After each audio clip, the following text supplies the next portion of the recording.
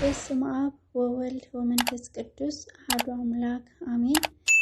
ሰላም ክቡራት አሕዋቲና ኣሓተይ ከመይ ኣለኹም? ኣነ ሰላምየ እግዚአብሔር ኣምላኽ ይመስገን። ከምቲ ኣነ ሰላም ዘለኽዎ ሰላም ክትኮኑለይ በዓልቲ ምሉእ ተስፋየ።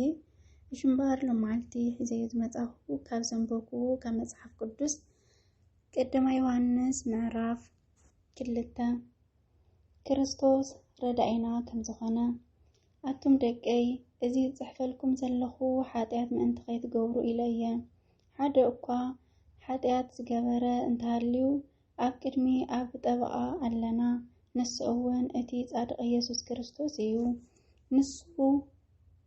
ንሱ ምእንቲ ኃጢአትና ቤዛ ኮነ።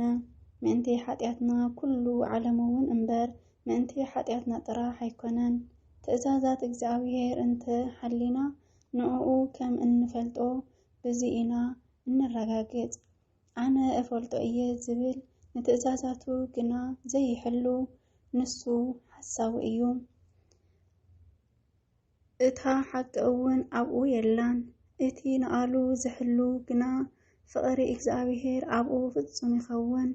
ኣብ እግዚአብሔር ከም ዘለና በዚ ኢና እንፈልጥ። እቲ ኣብኡ እነብር እየ ዝብል ከምቲ ንሱ ዝተመላለሰ ባዕሉ እውን ከምኡ ክመላለስ ይግብኦ እዩ። ሓድሽ ትእዛዝ ኣቱም ፍቑራተይ እቲ ካብ መጀመርታ ዝነበረኩም ናይ ቀደም ትእዛዝ እምበር ሓድሽ ትእዛዝ ኣይኮነን ዝጽሕፈልኩም ዘለኹም። እቲ ኣብ ናይ ቀደም ትእዛዝ ከዓ እቲ ዝሰማዕኹምዎ ቃል እዩ። መሊሰ ብእኡን ብኣኻትኩምን ሓቂ ዝኾነ ሓድሽ ትእዛዝ ዝጽሕፈልኩም ኣለኹ። ጸልማት ሓሊፉ ድሮ እኳ ብርሃን ሓቂ የብርህ ኣሎ። ኣብ ብርሃን ኣለኹ ዝብል ንሓው ግና ዝጸልእ ግና ኣብ ጸልማት እዩ ዘሎ። እቲ ንሓው ዘፍቅር ኣብ ብርሃን እዩ ዝነብር፣ ኣብኡ እውን መዐንቀፊ የብሉን። እቲ ንሓው ዝጸልእ ግና ኣብ ጸልማት እዩ ዘሎ፣ ኣብ ጸልማት እውን ይነብር። ጸልማት ንዕንቱ ስለ ዘዕውሮ ድማ ናበይ ከም ዝኸይድ ኣይፈልጥን እዩ። ደቀይ ኃጢአትኩም ምእንቲ ስም ክርስቶስ ተሓዲግልኩም እዩ እሞ እጽሕፈልኩም ኣለኹ። ኣቱም ኣቦታት ነቲ ካብ መጀመርታ ዝነበረ ፈሊጥኩምዎ ኢኹም እሞ እጽሕፈልኩም ኣለኹ። ኣቱም ኣግባዝ ነቲ እከይ ስዒርኩምዎ ኢኹም እሞ እጽሕፈልኩም ኣለኹ። ኣቱም ቆልዑ ንኣብ ፈሊጥኩምዎ ኢኹም እሞ ጽሒፈልኩም ኣለኹ። ኣቱም ኣቦታት ነቲ ካብ መጀመርታ ዝነበረ ፈሊጥኩምዎ ኢኹም እሞ ጽሒፈልኩም ኣለኹ። ኣቱም ኣግባዝ ብርቱዓት ስለ ዝኾንኩምን ቃል እግዚአብሔር ኣባኻትኩም ይነብር ስለ ዘሎን ነቲ ክፍእውን ስለ ዝሰዓርኩምዎን ጽሒፈልኩም ኣለኹ። ንዓለም ወይ ነቲ ኣብ ዓለም ዘሎ ኣይትፍተዉ። ንዓለም ዝፈቱ ኣብኡ ፍቕሪ እግዚአብሔር የብሉን። ኩሉ እቲ ኣብ ዓለም ዘሎ ፍትወት ሥጋ ባህጊ ዓይንን ናይ ናብራ ትምክሕትን ኣብ ዓለም እዩ እምበር ካብ እግዚአብሔር ኣይኮነን። ዓለምን እቲ ኩሉ ፍትወታን ሓላፈ እዩ። ፍቃድ እግዚአብሔር ዝገብር ግና ንዘለዓለም ይነብር። ካብ ተጻረርቲ ክርስቶስ ምጥንቃቕ ደቀይ እዚኣ እታ መወዳእታ ሰዓት እያ። ፀረ ክርስቶስ ከም ዝመጽእ ሰሚዕኹም ኣለኹም። ድሮ እውን ብዙሓት ተጻረርቲ ክርስቶስ ተሲኦም ኣለዉ። እዚኣ እታ ናይ መወዳእታ ሰዓት ምዃና ከዓ በዚ ኢና እንፈልጥ። ንሳቶም ካባና እዮም ወፂኦም ግና ካባና ኣይነብሩን።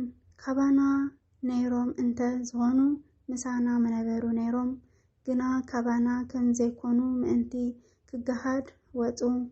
ንስኻትኩም ግና ብመንፈስ ቅዱስ ተቐቢእኹም ኢኹም፣ ንኹሉ እውን ትፈልጥዎ ኢኹም። ነቲ ሓቂ ስለ እትፈልጥዎን ኩሉ ሓሶት ካብቲ ሓቂ ከም ዘይኮነ ስለ እትፈልጡን እየ እምበር ስለ ዘይትፈልጥዎ ኣይኮንኩን ዝጽሕፈልኩም ዘለኹም። እቲ ንኢየሱስ መሲሕ ምዃኑ ዝኽሕድ እንተ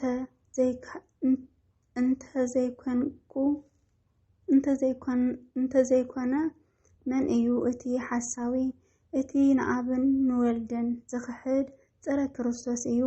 እቲ ንወልድ ዝኽሕድ ንእግዚአብሔር ኣብኡ የለን። እቲ ንወልድ ዝኣምን ግና እግዚአብሔር ኣብኡ ኣሎ። እቲ ካብ መጀመርታ ዝሰማዕኹምዎ ኣባኻትኩም ይነብር። እቲ ካብ መጀመርታ ዝሰማዕኹምዎ ኣባኻትኩም ዝነብር እንተኾይኑ ንስኻትኩም ኣብ ውሉድን ኣብ ኣቦን ክትነብሩ ኢኹም። እዚ ከዓ እቲ ክርስቶስ ዘተስፈወና ተስፋ ናይ ዘለኣለም ሕይወት እዩ። ብዛዕባ እቶም ዘስሕትኩም እየ እዚ ጽሕፈልኩም። ንስኻትኩም ግና እቲ ካብ ክርስቶስ ዝተቐበልኩምዎ መንፈስ ቅዱስ ኣባኻትኩም ይነብር እዩ እሞ ሓደ እኳ ከምህረኩም ኣይደለኹምን ኣየድልየኩምን እዩ። መንፈስ ቅዱስ ብዛዕባ ኩሉ ክምህረኩም እዩ። ትምህርቱ ከዓ ሓቂ እዩ፣ ሓሶት ኣይኮነን እምበኣር ከምቲ ዝመሃረኩም ኣብ ክርስቶስ ጸኒዕኹም ንበሩ እምበኣር ደቀይ ንሱ ክግለጽ እንተሎ ትብዓት ምእንቲ ክንረክብ በታ ዝመጸላ መዓልቲ እውን ኣብ ቅድሚኡ ምእንቲ ከይንሓፍርሲ ኣብ ክርስቶስ ንበሩ። ንሱ ጻድቕ ምዃኑ እንተ ደኣ ትፈልጡ ኮንኩም ኩሉ ጽድቂ ዝገብር ካብ እግዚአብሔር ከም ዝተወለደ ፍለጡ። አሜን። ከምዚ ኢለና ተቅድስ ቃሉ ናይ ቃል ባለቤት ሎለ ባህር እግዚአብሔር አምላኽና ዝተኸበረን ዝተመስገነን ይኹን። ብዘውደቅኩ ብዘንጠብኩ ብኣፈት እኳን መላእክቲ ተኣረመለይ እንዳበልኩ ዝነበረ ነፃንሒት ኣብዚ ወዲእ ኣለኹ። ባህሊ ትሕዝቶ ክስካዕ ንራኸብ ላይክ ሸር ሳብስክራይብ እንዳገበርኩም ቤተሰብ ኩኑ። አሜን።